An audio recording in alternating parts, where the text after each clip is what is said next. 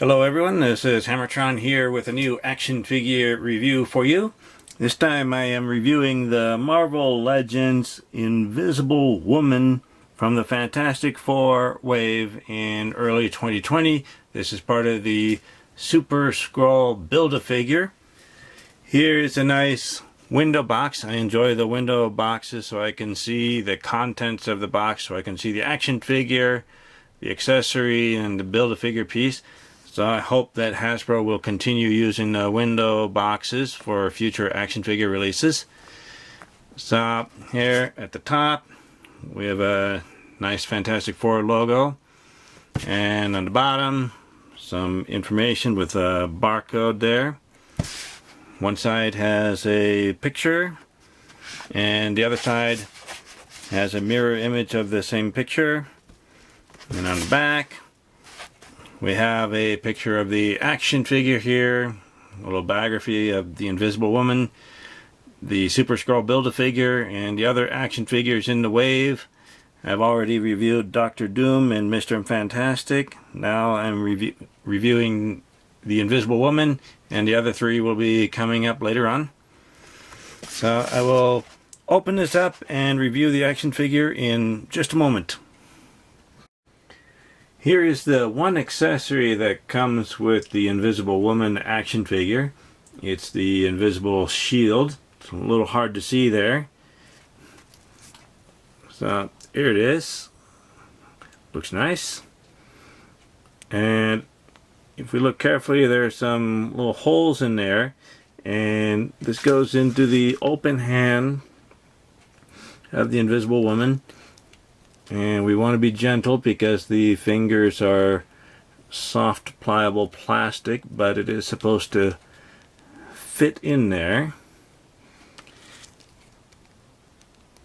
Takes a little work to get it to fit in there correctly and to stay in place. I don't want to push too hard because I think I'll break the fingers.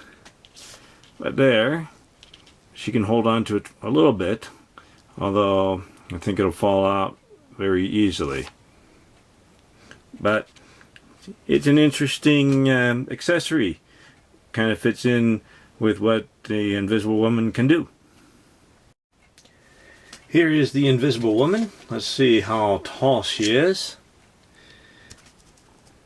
Standing next to the tape measure, it looks like she's about 6 1/4 inches tall.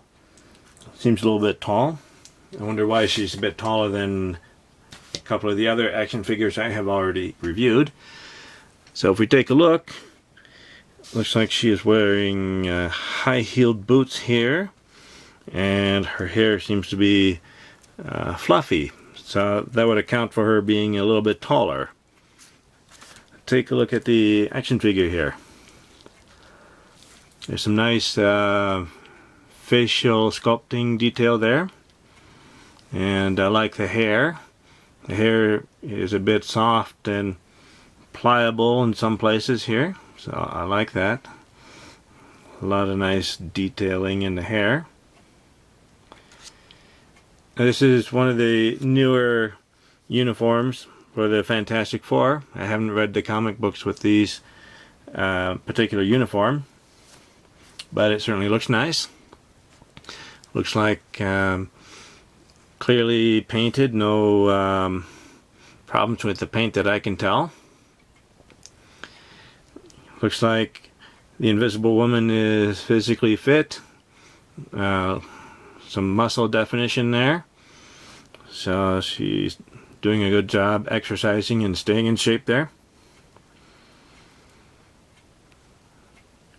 And these boots seem to have the spikes at the toes there, kind of like soccer spikes, but only at the toes. They're the high-heeled boots again. They're peg holes in the bottom of the feet there. Some more painted detail on the back. Some more muscle definition. There's a hole in the back there, but there's nothing to put into the hole there, so It's probably a reused body mold from another action figure.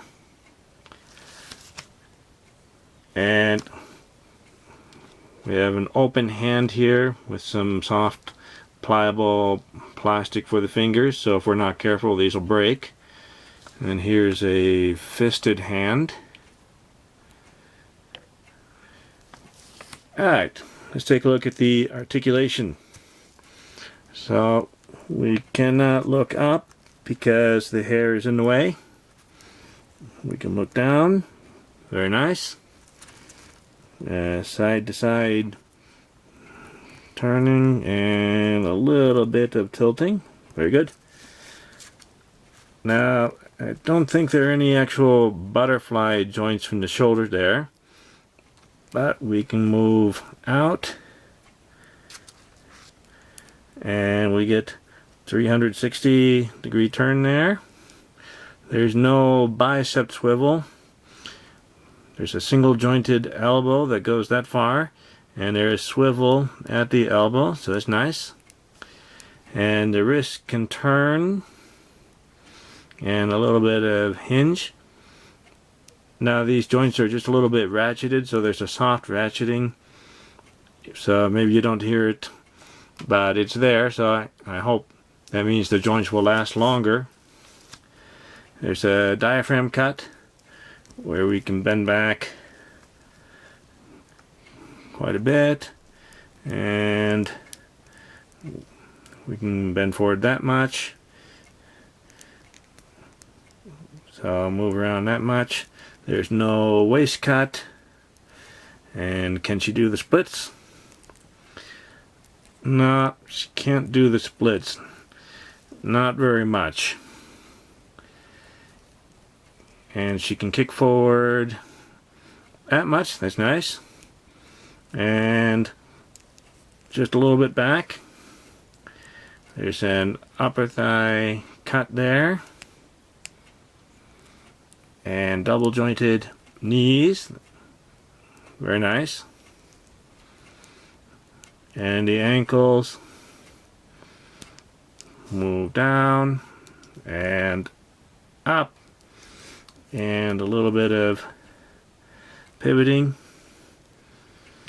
Now the arms and legs are very thin, and they're made of kind of a soft plastic, so they do bend around quite a bit. So I hope that doesn't lead to problems later on. So let's see if I can get the Invisible Woman to stand here.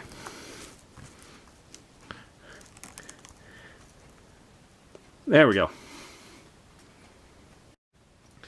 The HammerTron Sledgehammer rating is the Invisible Woman seems to be okay.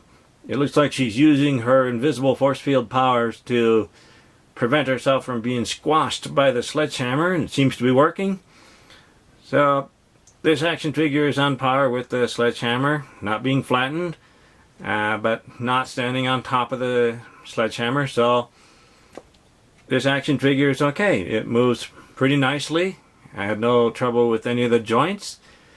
One possible problem is how thin the fingers are, and I think the invisible shield comes out pretty easily, but if we're patient and balance it correctly, I think it'll stay in place for as long as we like. I enjoy having this Invisible Woman action figure in my collection, and I enjoy having this on display along with the rest of my Fantastic Four action figures fighting their enemies. So, thank you for watching my review video. Please like the video, leave a comment, and subscribe to my channel to keep up to date with my future reviews. Until next time, goodbye everyone.